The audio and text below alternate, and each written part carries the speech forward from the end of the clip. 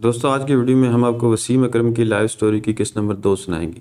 وسیم اکرم کا تعلق کس خاندان سے تھا، ان کے باپ دادا کیا کام کرتے تھے، ان کی پہلی بیوی کی موت کیسے ہوئی جب وسیم کے پاس بیگم کے چیک اپ کے لیے پیسے نہ تھے، ان کی دوسری شادی کیسے ہوئی، شنیرا سے پہلی ملاقات کیسے ہوئی، وسیم کو کوکین کی لت کیسے لگی اور اس کا علاج کیسے کرایا، کیا انہوں نے میچ فکسنگ کی تھی، ان کی 2 بیویوں سے کتنے بچے ہوئے، یہی موضوعات ویڈیو میں ڈسکس کریں گے۔ چلتے ہیں ویڈیو کی طرف۔ خاندان۔ اپنی سوانح عمری سلطان نے ایک یادداشت میں اکرم نے لکھا، میرے والد چودھری محمد اکرم ہندوستان کے شہر امرتسر میں پیدا ہوئے اور تقسیم ہند کے بعد لاہور چلے آئے۔ وہ عدالت میں پروف ریڈر کا کام کرتے تھے۔ ہر صبح میرے والد کوٹ اور ٹائی میں کام پر جاتے اور ہر اتوار کی شام ان کے پاس اسکاچ وسکی کا ایک پیگ ہوتا تھا، یہ ان کا شوق تھا۔ میرے 2 بھائی اور 1 بہن تھی، لیکن جب میری ماں اور باپ نے الگ رہنے کا فیصلہ کیا تو خاندان ٹوٹ گیا۔ میں اپنی بہن اور والدہ کے ساتھ لاہور میں ہی اپنے ماموں کے گھر رہنے آ گیا۔ میرے نانا لاہور کے موچی دروازے پر سبزی کا کاروبار کرتے تھے اور ہم شہر کے پرانے علاقے احمد پورہ کی گلیوں میں رہتے تھے۔ گھر میں پیسے کم ہوتے تھے اور ہم کئی بار بھوکے بھی رہتے تھے۔ ہما مفتی سے شادی۔ وسیم اکرم اور ہما مفتی کی شادی 1995 میں لاہور میں ہوئی تھی۔ 1996 میں دونوں کے یہاں بیٹا تیمور اور 2000 میں ان کے یہاں دوسرا بیٹا اکبر کی پیدائش ہوئی، جبکہ 2009 میں ہما اچانک بیمار ہونے کے بعد انتقال کر گئی۔ وسیم اکرم نے ایک انٹرویو میں بتایا، رمضان میں نے ہما اور بچوں کے ساتھ وقت گزارا تھا۔ افطار کے بعد ہم ڈرائیو پر جاتے تھے۔ اس وقت بیٹا تیمور 7 اور اکبر 6 سال کا تھا، جس کے بعد میں کمنٹری کے لیے چلا جاتا تھا۔ ایک دن مجھے ہما کی کال آئی کہ دونوں بیٹوں اور میرا گلا خراب ہے۔ اس کے بعد بچے ٹھیک ہو گئے لیکن ہما ٹھیک نہیں ہوئی۔ انہیں ہسپتال میں ایڈمٹ کر لیا گیا۔ میں ہسپتال آیا تو ہما کا پیٹ پھولنے لگ گیا۔ وہاں ڈاکٹر ہما کی بیماری کی تشخیص نہیں کر پائے تھے۔ انہیں کئی اینٹی بائیوٹک انجیکشن لگائے گئے، جس کے بعد ان کے گردے فیل ہو گئے۔ سابق کپتان نے بتایا کہ میرے پاس اس وقت زیادہ پیسے بھی نہیں تھے کیونکہ میں نے کرکٹ چھوڑ دی تھی۔ میرے پاس 48 لاکھ کیش تھا، ایک گھر تھا اور 1992 میں ملا ایک پلاٹ۔ ہما کو علاج کے لیے سنگاپور لے جانا پڑا۔ باہر لے جانے کے لیے ایمبولینس $70,000 میں آنا تھی۔ وسیم اکرم نے ہسپتال کا نام لینے سے گریز کرتے ہوئے کہا، ہما کا پاکستان میں علاج نہیں ہو رہا تھا۔ علاج کے نام پر ایک سے دوسرے ہسپتال بھیجا جا رہا تھا اور ہما شدید تکلیف میں تھی۔ سابق کپتان نے بتایا کہ پیسوں کا انتظام کر کے میں نے ایئر ایمبولینس منگوائی جس میں ہما کے ساتھ تھا۔ جب اس نے پوچھا میرے شوہر کہاں ہیں، میں نے ہاتھ پکڑ کر کہا میں یہی ہوں۔ اس کے بعد وہ بے ہوش ہو گئی۔ میں نے ایمبولینس میں ہی رونا شروع کر دیا اور اس کے بعد ہماری ایمبولینس کو فیولنگ کے لیے چنئی لینڈ کرنا پڑا، جہاں مجھے روتا دیکھ کر سب جمع ہو گئے اور وہاں انتظامیہ نے بغیر ویزوں کے ہما سمیت ہم سب کو اسپتال بھجوا دیا، جہاں وہ 3 سے 4 دن ICU میں رہی اور پھر انتقال کر گئی۔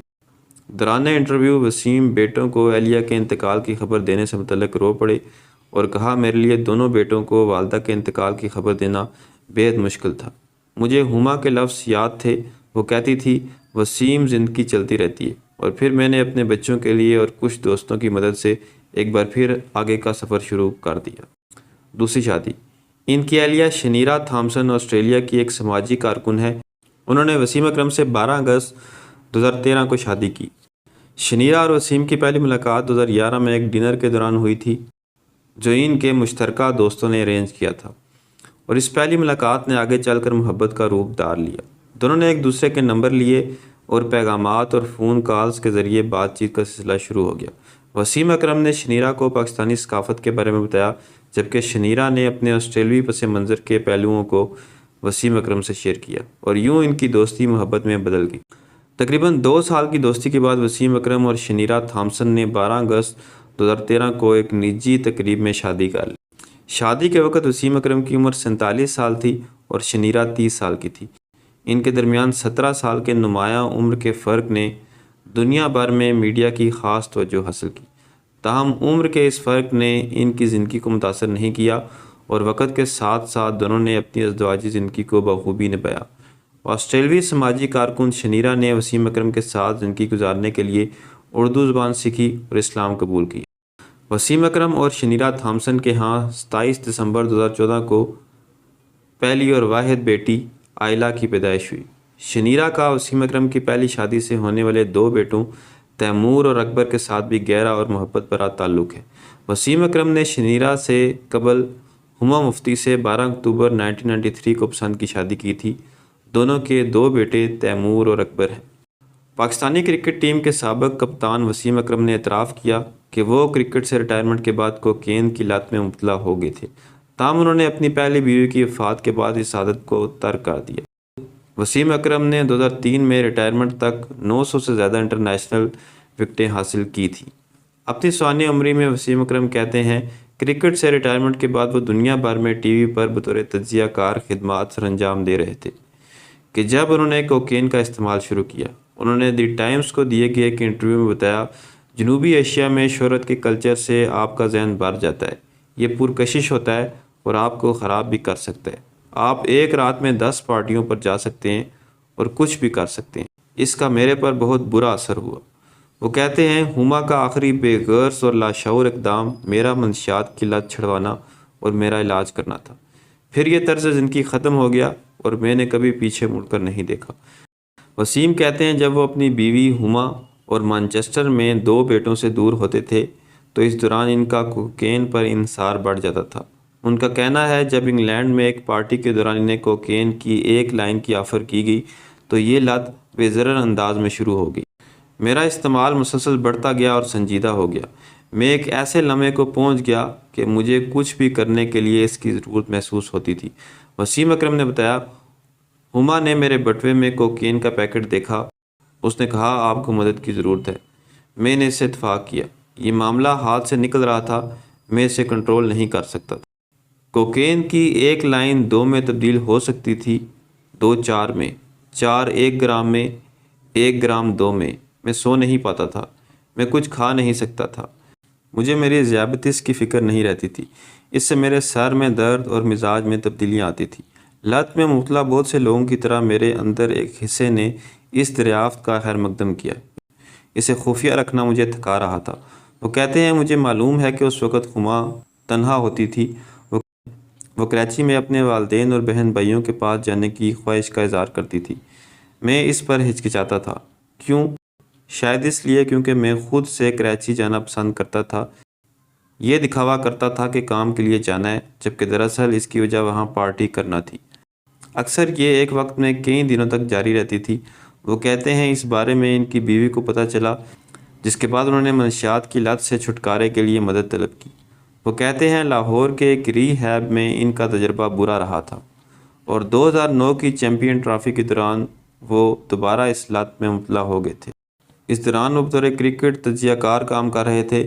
ان کا کہنا ہے، ان کے لیے منشیات کا استعمال مقابلوں میں ایڈرینا لائن رش کا متبادل تھا، جسے وہ بہت زیادہ یاد کرتے تھے۔ وہ کہتے ہیں کہ ٹورنامنٹ کے بعد ہما کی موت ہوئی اور اس پر انہوں نے یہ عادت ترک کر دی۔ Match fixing. وسیم اکرم نے اپنی کتاب میں کیریئر کے دوران میچ فکسنگ کے الزامات کا بھی جواب دیا۔ انہوں نے کسی طرح کی کرکٹ کرپشن میں ملوث ہونے کی تردید کی۔ سال 2000 میں پاکستانی کھلاڑی سلیم ملک اور عطاء الرحمان پر میچ فکسنگ کے الزامات پر پابندی عائد کر دی گئی تھی۔ اس سکینڈل پر جسٹس ملک قیوم کی رپورٹ میں کہا گیا تھا کہ وسیم اکرم کے خلاف میچ فکسنگ کے ناقابل تردید ثبوت نہیں پائے گئے، تاہم شک کی بنیاد پر بورڈ کو سفارش کی گئی کہ انہیں نہ صرف قومی ٹیم کی کپتانی سے ہٹا دیا جائے بلکہ ان کی سرگرمیوں اور مالی معاملات پر کڑی نظر رکھی جائے۔ اس کے علاوہ ان پر 3 لاکھ روپے جرمانہ بھی عائد کیا گیا تھا۔ جو کون تھا اور اس نے وسیم اکرم کے کیریئر کو کیسے نقصان پہنچایا؟ سلطان میں وسیم اکرم لکھتے ہیں کہ انہیں ہمیشہ یہ افسوس رہے گا کہ اپنی پہلی اہلیہ کی تنبیہ کے باوجود انہوں نے اپنے دوست جو سے بروقت قطع تعلق نہیں کیا۔ وسیم اکرم نے اعتراف کیا کہ اگر وہ اپنی مرحوم اہلیہ ہما کے مشورے پر عمل کرتے تو شاید مصیبت سے بچ جاتے۔ ان کے بقول جو اور اس کے بھائی راجہ کو وہ کرکٹر بننے سے پہلے سے جانتے تھے اور ان سے قربت کا یہ عالم تھا کہ وسیم اکرم کی پہلی شادی کے تمام انتظامات بھی اسی نے کیے تھے، لیکن ان کی اہلیہ ہما کو وہ بالکل پسند نہیں تھا۔ وسیم اکرم کو شک تھا کہ ان سے قربت کا فائدہ اٹھاتے ہوئے جو نے کئی میچوں پر پیسہ لگایا اور نقصان ہونے پر سارا الزام ان پر عائد کر دیا۔ انہوں نے یہ بھی بتایا کہ اسی میچ فکسنگ کی وجہ سے ان کے والد کو بھی ایک روز کے لیے لاہور میں ایک اناڑی رکشہ ڈرائیور نے اغوا کیا۔ وسیم اکرم اپنی کتاب میں لکھتے ہیں اس شخص نے ان کے والد کو کار سے نکلتے ہوئے بندوق دکھا کر اغوا کیا تھا، لیکن جب ایک دن کے بعد اسے اندازہ ہوا کہ آگے کی حکمت عملی اس کے پاس نہیں تو انہیں چھوڑ دیا۔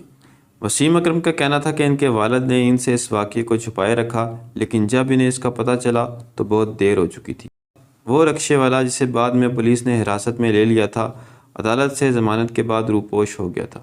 تاہم اس واقعے کے بعد وسیم اکرم کو اندازہ ہو گیا تھا کہ کس دوست سے انہیں دور رہنا ہے اور کس سے نہیں۔ وسیم اکرم یہ بھی لکھتے ہیں کہ انہیں بہت دیر سے اندازہ ہوا کہ ان سے دوستی کی وجہ سے جو ایک جواری سے بک میکر بنا۔ انہیں اس سے بھی زیادہ افسوس اس وقت ہوا جب اس نے جسٹس قیوم کمیشن کے سامنے جا کر اپنا بیان ریکارڈ کرایا۔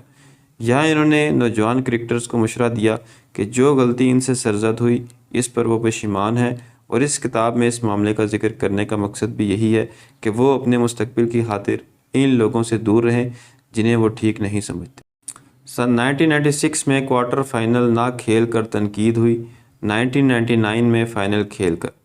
پاکستان کی تاریخ میں جتنے بھی کرکٹرز آئے اس میں وسیم اکرم کئی لحاظ سے منفرد ہے۔ ون ڈے اور ٹیسٹ کرکٹ میں دو ہیٹرک، 1992 کے ورلڈ کپ سمیت کئی ٹورنامنٹ جیتنا اور ایک ٹیسٹ اننگ میں سب سے زیادہ چھکے مارنے کا ٹیسٹ ریکارڈ ان کے پاس ہے، لیکن ان کے خیال میں ان کو میچ فکسنگ میں بلا وجہ گھسیٹا گیا، جس کی وجہ سے ان کا نام بدنام ہوا۔ انہوں نے اپنی کتاب میں 1996 کے ورلڈ کپ کوارٹر فائنل میں بھارت کے ہاتھوں شکست پر بات کرتے ہوئے کہا کہ ٹیم ممبرز جانتے تھے کہ وہ اس اہم میچ سے قبل انفٹ تھے، لیکن جب ان کی غیر موجودگی میں پاکستان کو شکست ہوئی تو انہیں مورد الزام ٹھہرایا گیا۔ انہوں نے ایک واقعہ بیان کرتے ہوئے کہا کہ چونکہ وہ میچ میں کپتان نہیں تھے اس لیے شکست کے بعد اپنے کمرے میں ہی تھے، لیکن اعجاز احمد کے کہنے پر انہوں نے باہر نکل کر میچ میں شرکت کرنے والے وکٹ کیپر راشد لطیف اور کپتان عامر سہیل کی گفتگو سنی، جس پر وہ شکست کا ملبہ ان کے اوپر ڈالنے کا منصوبہ بنا رہے تھے۔ انہوں نے اس کتاب کے ذریعے مدعاؤں سے سوال کیا کہ نہ تو اس میچ میں سلو اوور ریٹ اور سلو بیٹنگ کے ذمہ دار وہ تھے، نہ انہوں نے 15 وائڈز اور 4 نو بولز پھینکی، اور نہ ہی غصے میں آ کر انہوں نے اپنی وکٹ تھرو کی، لیکن جب شکست کا ذمہ دار ڈھونڈنے کی بات آئی تو ان کو آگے کر دیا گیا، جو اس لیے زیادتی ہے کیونکہ وہ اس میچ کا حصہ ہی نہیں تھے۔ اس طرح 1999 کے ورلڈ کپ میں انہوں نے بنگلہ دیش کے خلاف شکست کی وجہ خود اعتمادی اور فائنل میں خراب کرکٹ کو قرار دیا۔ انہوں نے لکھا کہ ٹیم میں موجود تمام کھلاڑی ورلڈ کپ جیتنا چاہتے تھے، لیکن آسٹریلوی ٹیم اچھا کھیل کر جیتی۔ ان کے خیال میں میچ کا نتیجہ یک طرفہ تھا۔ میچ کے دوران سعید انور کی جانب سے بیٹ کی گرپ بدلنے کو انہوں نے ایک انوکھا واقعہ قرار دیا۔ 1999 کے ورلڈ کپ فائنل کے بارے میں وسیم اکرم نے مزید کہا کہ اس روز پاکستان ٹیم کے ڈریسنگ روم میں کئی غیر ضروری افراد موجود تھے، جن کی وجہ سے لیگ سپنر مشتاق احمد اور اسسٹنٹ کوچ رچرڈ کو بھی لارڈز کے ڈریسنگ روم میں بیٹھنے کی جگہ نہیں ملی۔ انہوں نے اپنی کتاب میں جاوید میاں داد کے حوالے سے بھی کئی انکشافات کیے۔ ایک طرف انہوں نے کرکٹ ٹیم میں آمد کا کریڈٹ سابق کپتان کو دیا، تو وہیں بطور کوچ میچ جیتنے کے بعد ملنے والی رقم میں حصہ مانگنے اور ایک بار زبردستی قرآن پاک پر ہاتھ رکھ کر قسم کھانے کی ضد کا بھی ذکر کیا۔ وسیم اکرم نے سلطان میں جن کھلاڑیوں کا اچھے الفاظ میں ذکر کیا اس میں سابق کپتان عمران خان، سابق آل راؤنڈر مدثر نذر، وکٹ کیپر معین خان، ساتھی کھلاڑی اعجاز احمد، مینیجر یاور سعید اور سابق بورڈ چیئرمین خالد محمود کے نام شامل۔ انہوں نے خالد محمود کی تعریف کرتے ہوئے کہا اگر وہ نہ ہوتے تو نہ وہ اور ان کے ساتھی کھلاڑی ویسٹ انڈیز میں بلا وجہ گرفتار ہونے کے بعد اتنی جلد رہا ہوتے، اور نہ ہی 1999 کے ورلڈ کپ سے قبل ان کا کم بیک ہوتا۔ رمیز راجہ پر تنقید کرتے ہوئے کہا کہ بطور کھلاڑی انہیں ان کے کمشنر والد کی وجہ سے سلپ میں کھڑا کیا گیا تھا۔ تو دوستی تھی میری آج کی ویڈیو، ملتے ہیں اگلی ویڈیو میں، تب تک اللہ حافظ۔